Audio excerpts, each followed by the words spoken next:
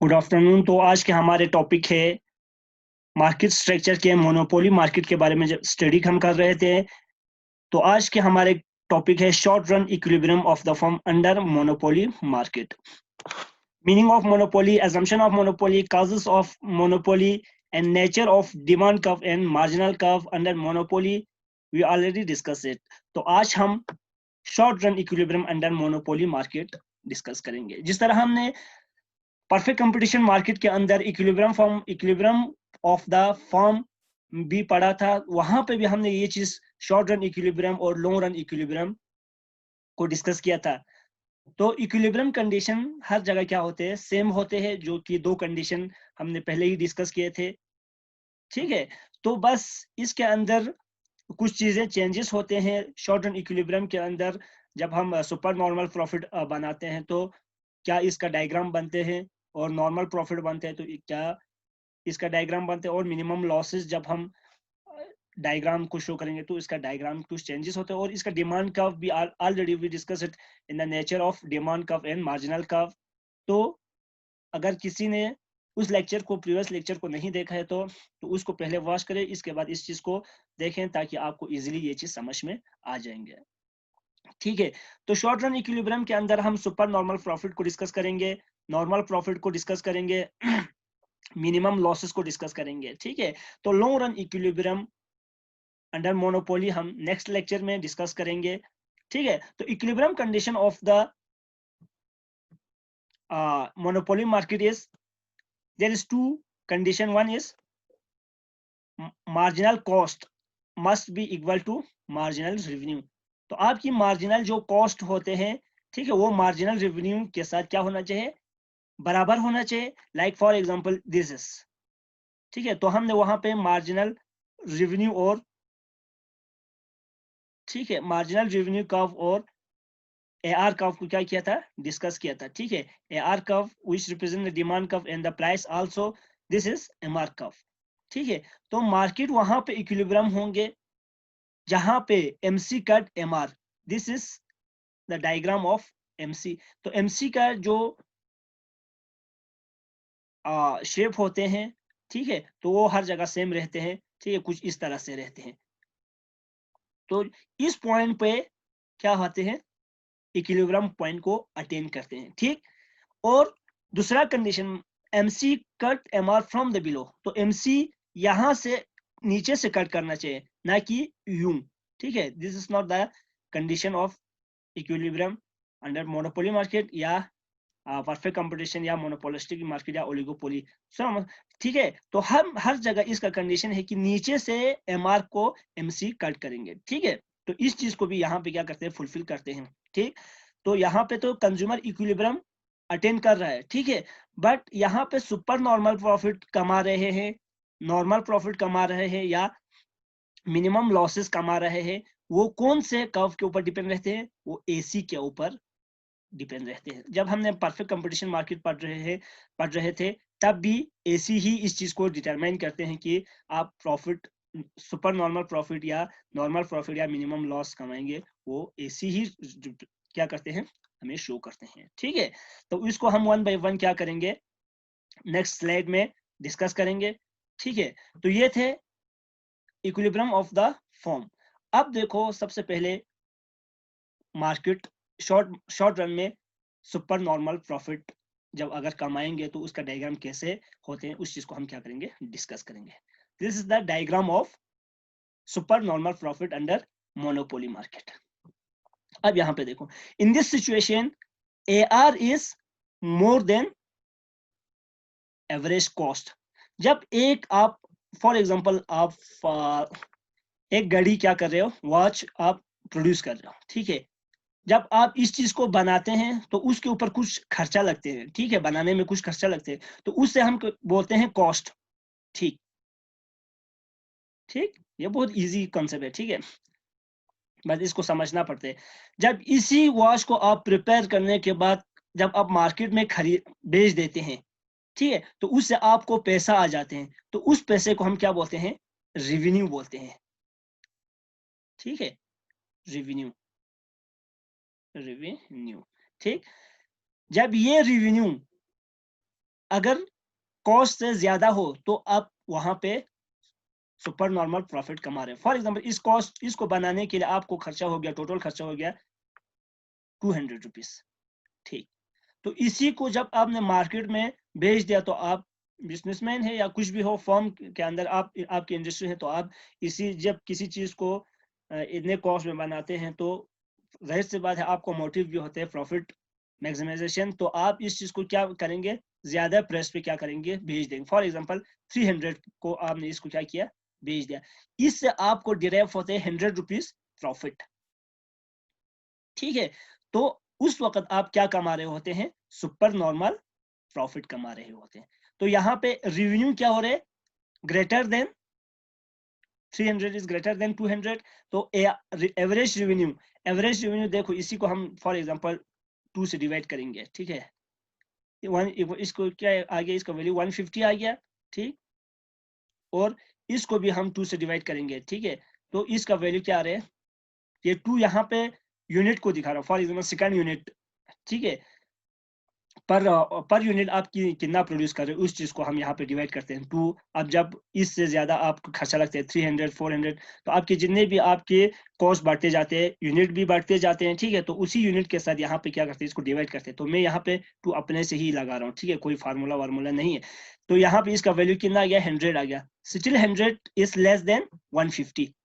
ठीक है, आप total revenue 300 is greater then 200 and average revenue also greater than. ठीक है, greater 150 is greater then 100 rupees. तो आपको यहाँ पे पता चलता है कि जब आपकी एवरेज रेवेन्यू ज्यादा आते हैं, ठीक है, किससे, एवरेज कॉस्ट से, तब आप क्या चीज कमा रहे होते हैं, सुपर नॉर्मल प्रॉफिट कमा रहे होते हैं। ठीक है, और यहाँ पे भी इसी चीज को बस सिंपली शो किया हुआ है। पहला कंडीशन है मार्केट का, ये है मार्केट की डिमांड कर्व, ये ऊपर वाला जिसे हम AR कर्व भी कहते हैं, और this is MR curve.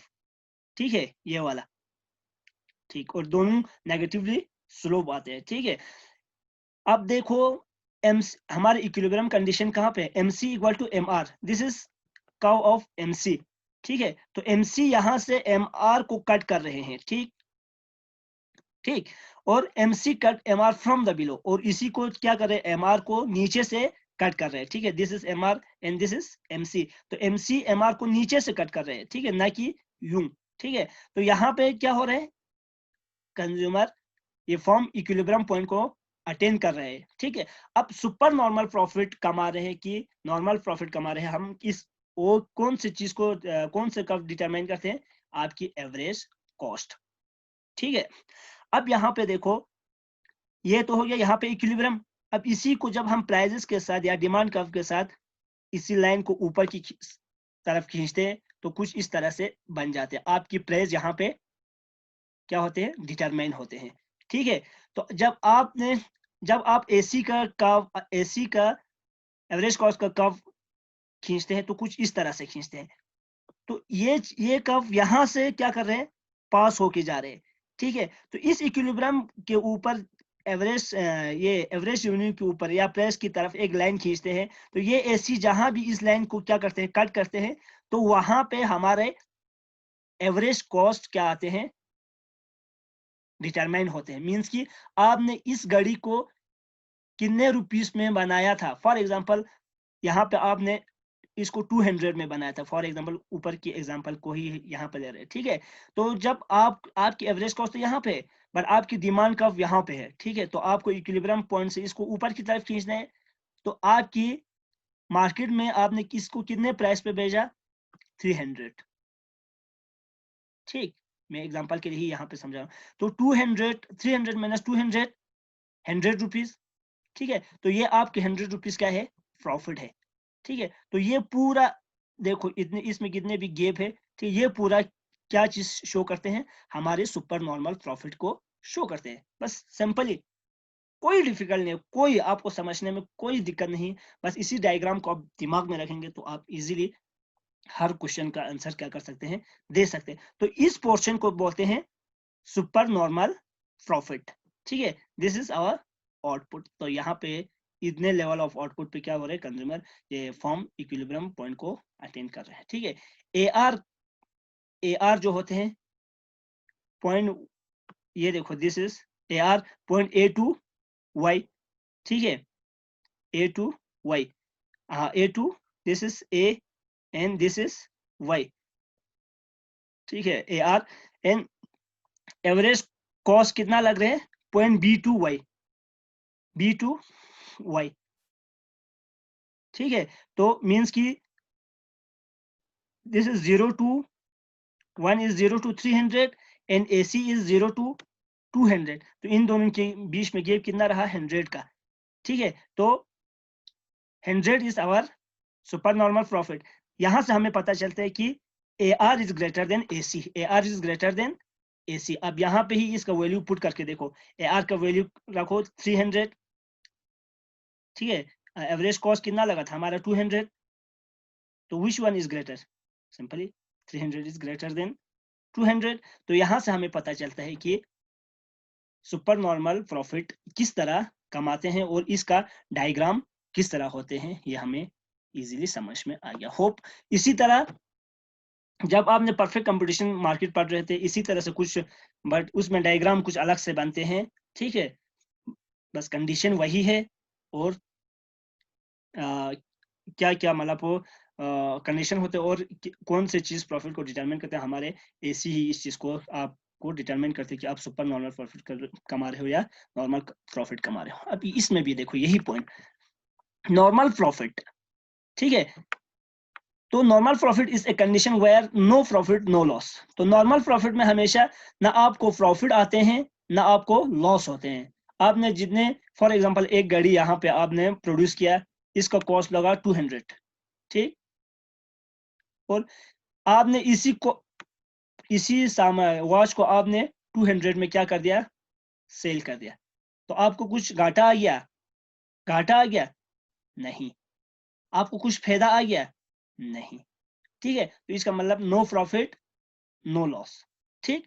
Here AR is just equal to AC, means की दिस इज योर AC, आपको बनाने के लिए लगा AC, एवरेज कॉस्ट लगा, ठीक, 200, ठीक है। यहाँ पे आपको लगा, आपने सेल किया, आपने पैसे कमाए, फिर वही 200 कमाया, ठीक है। तो this is AR average revenue. So 200 और average revenue and 200 average cost means की AR is equal to AC, बस यही, ठीक है। अब यहाँ पे हमारी कंडीशन है कि MC कट MR, ठीक है, this is our MC MR को क्या कर रहे हैं, कट कर रहे हैं, ठीक है। और दिस इज, और MC cut MR from the below, और MC cut MR from the below, this is our MR, ठीक है। तो यहां से कर रहे, इसका डिमांड इतना है, तो जब हम इस चीज को डिमांड का AR रिप्रेजेंट डिमांड का, तो इसको जब हम इसके साथ मिलाते हैं तो हमें पता चलता है कि हमने इतनी रुपीस में इसको क्या किया था, क्या किया, सेल किया, ठीक है, ठीक, 200 को फॉर एग्जांपल।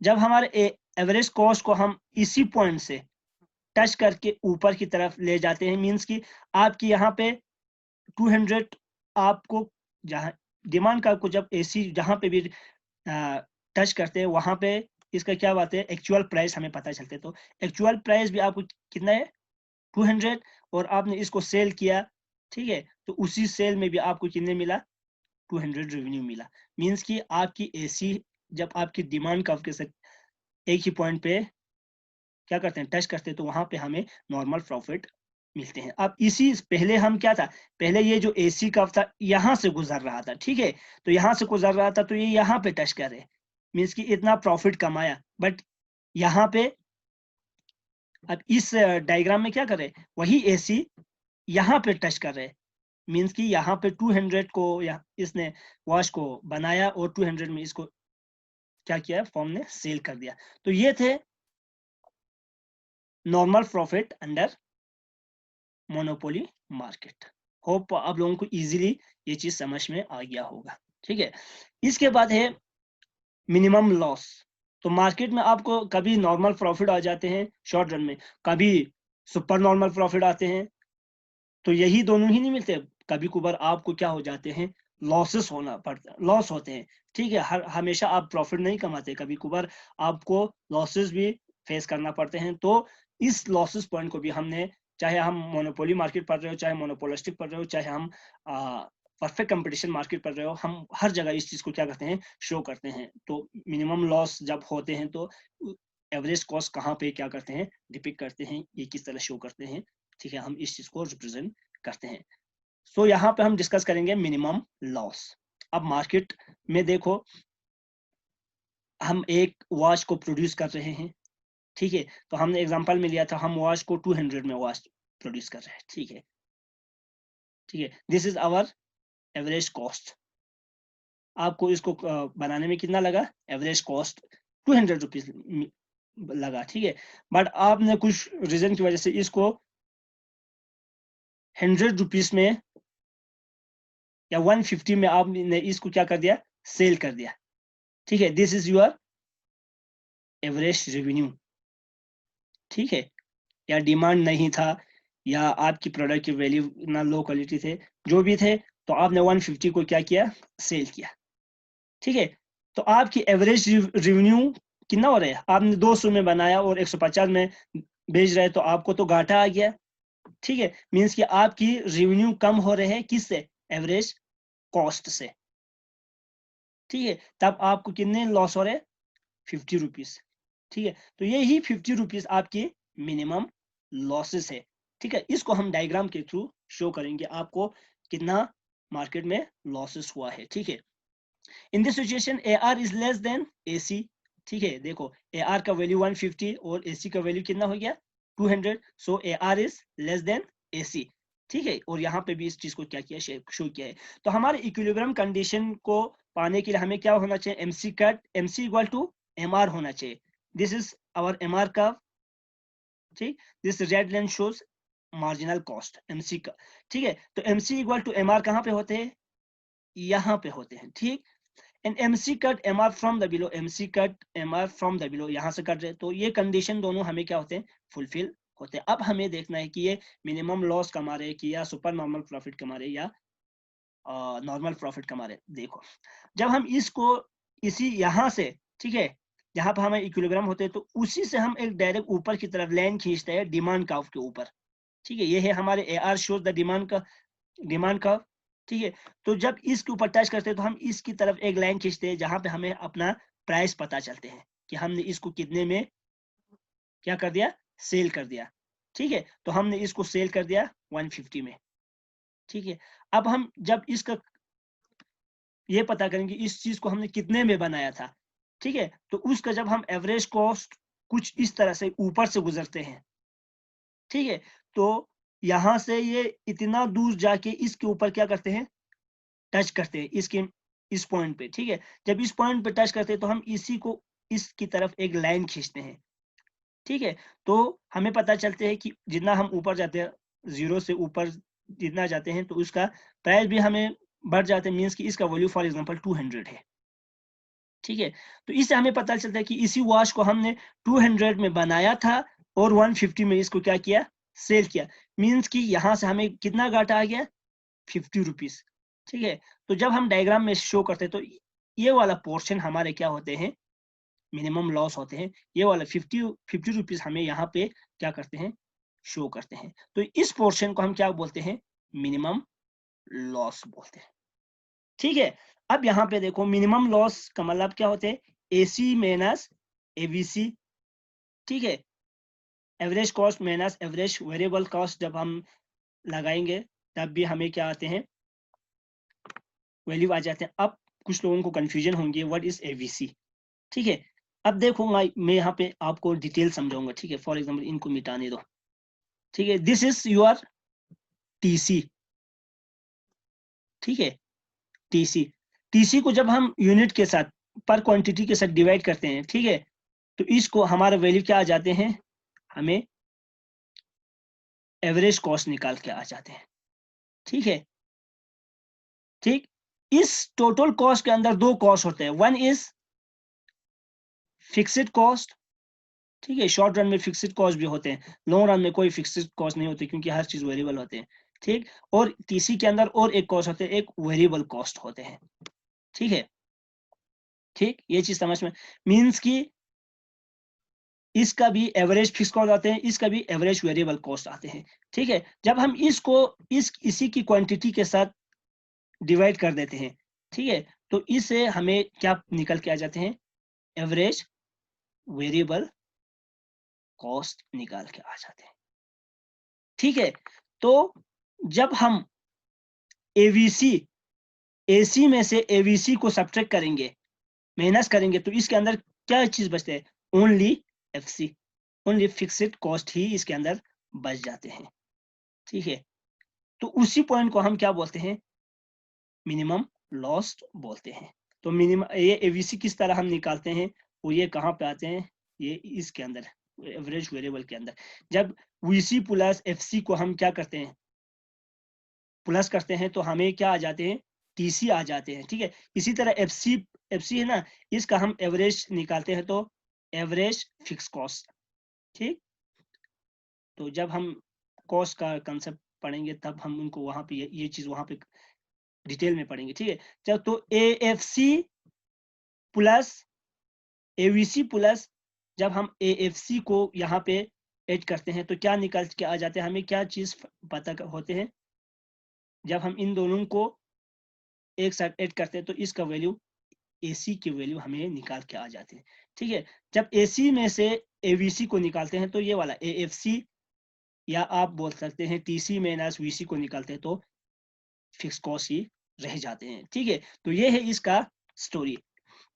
अब देखो एसी एवरेज कॉस्ट कहां से कहां तक है, ए टू वाई, ए यहाँ पे है और वाई यहाँ पे है, ठीक है। मींस कि यहाँ पे 200, ठीक, this, and A to Y का वैल्यू कितना है, 200, ठीक है। हमने अपने से एज्यूम करके इसे एग्जांपल के लिए, and A R average unit का value B to Y, this is B and this is Y, B to Y कितना है, इसका वैल्यू हमने एज्यूम किया था 150, ठीक है। तो जब हम 150 में से 200 में से 150 को सब्ट्रैक्ट करेंगे तो 50 आ जाते हैं, और यही 50 P A B P one, P A B P one, ठीक है। मीन्स कि ये वाला पोर्शन की बात करें तो ये वाला पोर्शन हमारा मिनिमम लॉस होते हैं। तो ये थे 3 जो मार्केट सफर करते हैं, one is super normal profit, one is normal profit, and this one is minimum, one last one is minimum loss, ठीक है। तो ये 3 कंडीशन शॉर्ट रन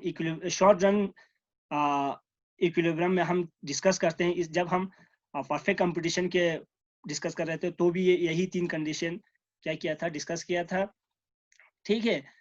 तो बट डिफरेंस इज दैट इसका डायग्राम कुछ अलग से हो जाते हैं, उसका यूं रह जाते हैं, इसका मतलब वो पैरेलल टू एक्स एक्सिस, यहाँ पे स्लोप डाउनवर्ड आ जाते हैं। अब यहाँ पे 2 क्वेश्चन मैंने क्या किया है, डिस्कस किया हुआ है, यहाँ पे मैंने एक क्वेश्चन पुट किया हुआ है, तो इसका आंसर आप मुझे इनबॉक्स में दे देना, मैं चेक करके आपको वहां पे रिप्लाई करूंगा। Price elasticity of monopoly is क्या आ जाते हैं, ठीक है।